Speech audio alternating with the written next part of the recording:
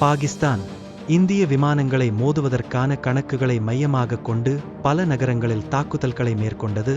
ஆனால் இதில் வெற்றியடையவில்லை. இந்தியாவின் S-400 பாதுகாப்பு அமைப்பின் முக்கியத்துவத்தை விளக்குவதோடு பாகிஸ்தானின் தாக்குதல்களை இந்தியா திறம்பட எப்படி எதிர்கொள்கிறது எனும் விவரங்களுக்கு நம்மால் செல்லலாம். இந்தியாவின் ஹார்பி ட்ரோன்கள் சீனாவால் உருவாக்கப்பட்ட பாகிஸ்தானின் HQ-9 பாதுகாப்பு அமைப்பினை அழிக்க முக்கிய பங்கு வகிக்கின்றன. இந்திய படையினர் பாகிஸ்தானின் தாக்குதலுக்கு திட்டமிட்ட பதிலளித்து பல கோட்டைகளை களைகட்டியுள்ளனர். இதனால் இந்தியா தனது வலிமையை நிரூபித்து காட்டுகிறது. பாகிஸ்தான் தனது வான்கோள்களை இந்திய மிலிட்டரியின் மீது பயன்படுத்தியது.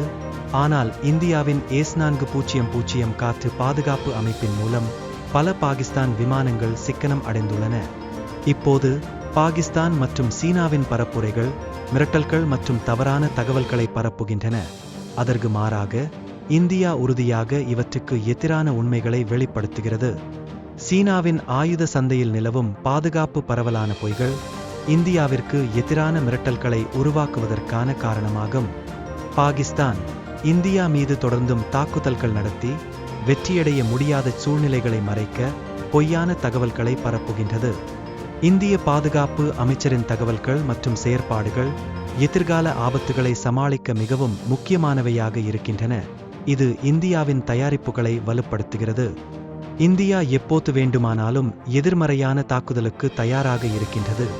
இதோடு பாகிஸ்தானின் தன்னிச்சையான நிலையை பேணுவதற்கான உலக நாடுகளின் தவறான தகவல்களை எதிர்க்கும் முயற்சிகள் விழிப்புணர்வை ஏற்படுத்துகின்றன. இந்தியாவின் செயல்பாடுகள் பாகிஸ்தானின் தீவிரவாத ஆதரவுக்கு எதிரானது மட்டுமல்ல, அந்த தாக்கங்களை வெளிப்படுத்துவதிலும் முக்கிய பங்காற்றுகின்றன.